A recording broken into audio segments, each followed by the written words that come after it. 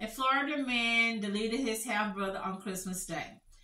Kendall Yarborough, 28, a Tampa area resident, decent-looking young dude, was charged with 2 counts of first-degree murder after the deadly shooting that unfolded at a home in the Chicago suburb of Naperville.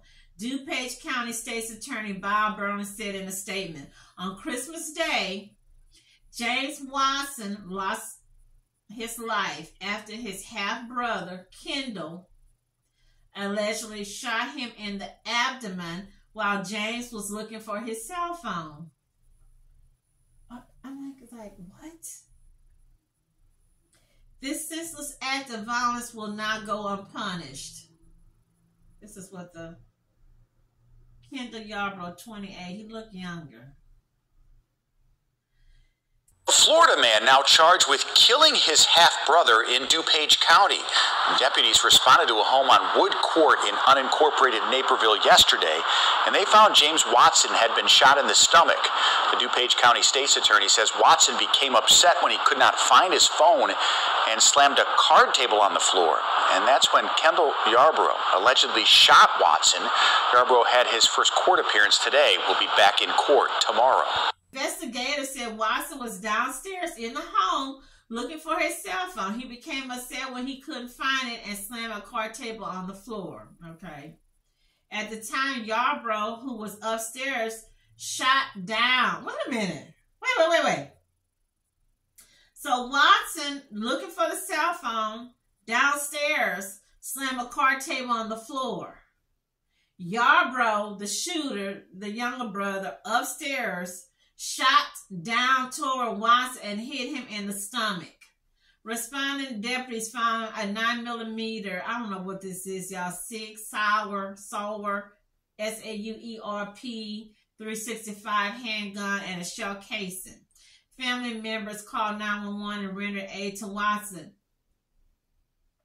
So it wasn't just these two in the home. There were other family members. He could have shot mama, daddy, a little baby, a grandma.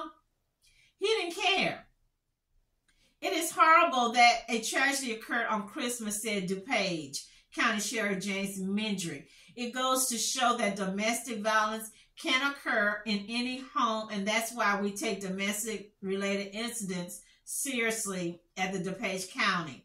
Yarborough was arrested at the scene and appeared in court Tuesday. The court granted his request to continue pretrial detention. Okay, I'm not hearing what y'all gave him. You just shoot? This sounds like that Abel and Cain. Siblings been fighting and hating on each other since Bible days, and they're still doing it till today. It's more to the story. I'm wondering if Kendall, the one who shot the brother that was looking for his cell phone, and maybe he had took the cell phone. Maybe that's what happened. But you don't just shoot in a house full of people. Even if you're shooting in your house, you can shoot and hit the neighbor next door. That is reckless. Prayers go out to Mr. Watson and to the mama, but all this foolishness could have been avoided. All he had to do was say, hey, James, don't slam the card table. Don't do that. Let me help you find it. Let's look for it together. Or here, use my cell phone. But, don't be, you aggravating me throwing these card tables and stuff around. It's just a better way. 28 years old, you done thrown your life away over bull crap. Poor mama got to suffer. Poor mom and daddy got to suffer for his foolishness. ABC 7, moving on. Man charged with shooting woman in front of her children in South Austin. Record show. Really? In front of the kids? So you don't give a care?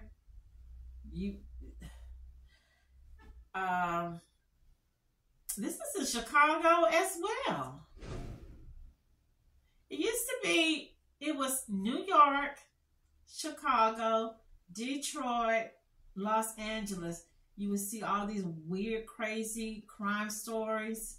Now I'm seeing these same things are happening in other Midwest, Southern towns, small towns. It's just everywhere now.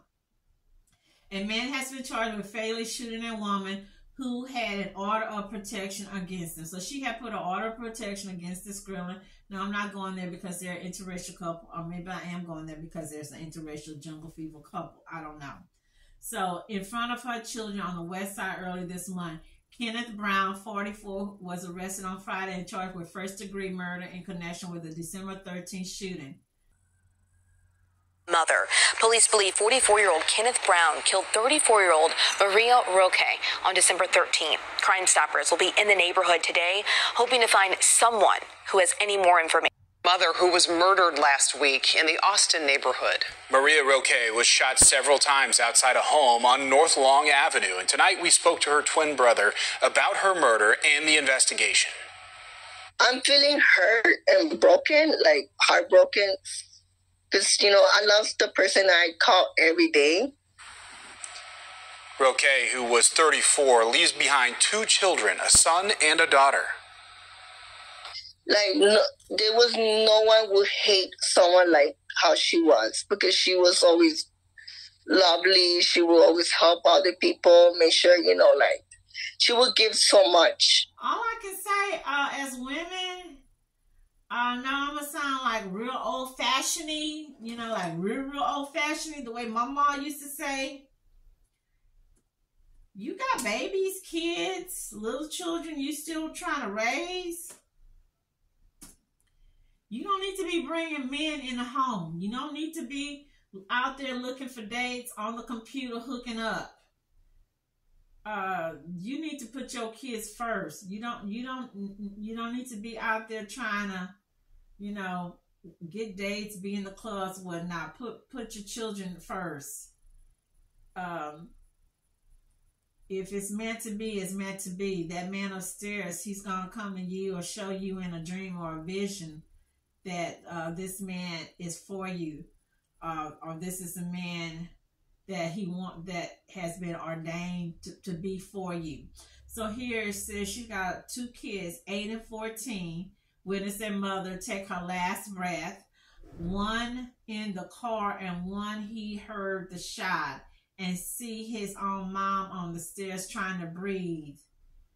I think they said he was trying to give her CPR. And she put in CPR. That's the most horrible. Okay, this is her brother talking. Me hearing my nephew cry and say, I tried to save her. Maria's twin brother and her best friend both were left broken, along with those who came to a vigil on Sunday to honor her. She was a giver. She wore her heart on her sleeves, Duran said. She would have never known she was going through this stuff that she was going through, the nightmare she was living. So they didn't even know. The nightmare was a violent relationship. Maria's family says she was scared, even after filing multiple orders of protection. A warrant was issued for her ex-boyfriend arrest on Tuesday after violating that order one day before her death. She was one too kind of wipe it off, like it was going to be okay. It's going to be okay. A new order of protection was granted on Wednesday, just hours after she was shot and deleted, and too late to save her. Now her family is losing faith in the system. A piece of paper is not going to save her life, as you see Maria's not here, and the paper didn't save her, Duran said. Wow. Police confirmed the shooting appeared to be domestic. Yeah, we got that. Prayers go out to Miss Maria. Her soul rest in peace, that she is going to be an angel, watching over, protecting her babies, and that her kids are taken good care of by her brother and the family. But as we've seen it over and over, order of protection do not protect. When you think about it, we see these movie stars, these people breaking into their homes, stealing their stuff. The movie star be in the house, or be downstairs, somebody done broke in the house, wandering in the house. The only thing is that could have protected Maria, only thing could have protected the other lady in the previous story in Louisiana, in Lake Charles, is to be like the way Miss Aaliyah Wallace was in Fort Worth.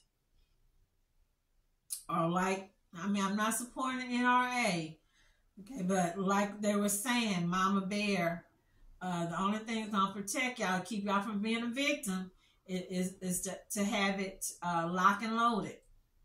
You know, the police do not want to get involved in these domestic situations because most of the time, like, but 75% of the time, when you see a police have been taken down or have been shot, especially when they have been deleted themselves, is because they went on a call for that domestic violence. I'm serious. It's sad.